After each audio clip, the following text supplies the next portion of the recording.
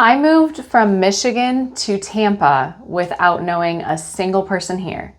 Here's how I did it. Hi, I'm Madeline Donlin, your Tampa real estate agent, and just a few years ago, I moved from Michigan all the way down to Tampa, Florida, with just me, my dog, and my husband in a U-Haul. Here is everything that I did and everything that I wish I would have done along the way. Let's get into it. Before moving down here, we only visited one time. It was for 2 days, which truthfully, I don't think was long enough. In those 2 days, we toured a few different apartment complexes, and we also found some single family homes that were available to rent that we toured at that time as well. And it just wasn't enough time for us to see all of the different neighborhoods in Tampa because they truly are so different. You can be in South Tampa where you'll find literally anything that you need just outside of your front door. You could go to Hyde Park where it's a little bit more upscale. Seminole Heights, more artsy, historic, think bungalows. Ybor City where it's known for its nightlife, or even downtown where there's tons of condos and apartments and honestly a new building every time you turn the corner.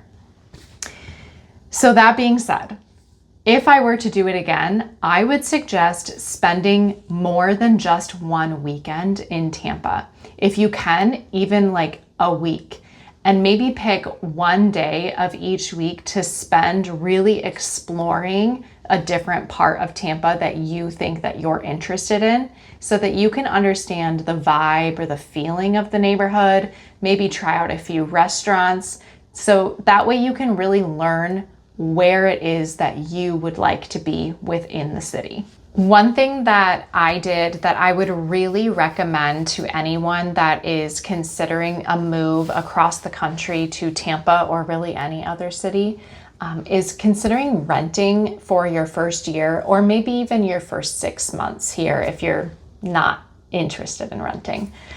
And the reason is because there's so much to offer here in Tampa, and just across the bay is St. Pete that you might find out that you like a different neighborhood way more than the one that you thought that you were going to like. That way, if you are renting, you at least have the flexibility of moving after the lease is up and potentially buying in the area that you are sure about. For example, my husband and I ended up renting for 1 year in a single family home over in Seminole Heights. We picked that area specifically because there was a beautiful park that was walking distance from the home and he could ride his bike into work.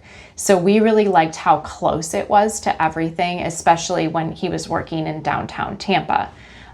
Then after we rented for a year, we decided to purchase a home, and purchasing in our price range actually put us over in Ybor City, still bikeable for him to go into work, but a little bit of a different feel. Coming from Michigan and the Midwest more broadly, there's a lower cost of living in that part of the United States. And moving down here to Tampa, Florida, it was a little bit of a shock as to the higher rent rates, the higher grocery bills that I was having. It seemed like everything here in Tampa was just a little bit more expensive, enough that I really felt like I had to redo my personal budget. So something to keep in mind when you're thinking about a move to Tampa. One thing that I am still getting used to after moving here from Michigan is how the seasons are different. So back home in Michigan, I would be spending my outdoor time during the summer, maybe into the fall, versus here, you're indoors in the summer because that's when it's the hottest, but you're outdoors for the rest of the year, fall, winter, spring. So that's been kind of a lifestyle shift that I've been needing to adjust to. The other thing is everyone kind of talks about the Florida traffic, you may have heard, and that's because we do get snowbird season. So there are so many individuals that travel down to Florida during the winter months because it is warmer here. and it does increase the amount of traffic or transit time that you will have on your commutes. There are a few things that I would encourage you to avoid in your cross-country move efforts if you're coming here to Tampa. I definitely think you need to avoid not visiting. Come here and see what it's like before you move here. Another thing is, don't underestimate your commute times. Something that may look like it's very close together on a map may actually have more traffic, for example. Make sure that you are budgeting well for your insurance. That's another part of moving to Tampa. With the increased cost of living, you're also going to see higher insurance costs, something to take into consideration when you're budgeting. If you're considering a move to Tampa, I would love to be a resource to you. You can find my contact information right here on the screen, or you can click the link in the description to schedule a consultation with me. I'm Madeline Donlin, your Tampa realtor working with Berkshire Hathaway Home Services Florida Properties Group.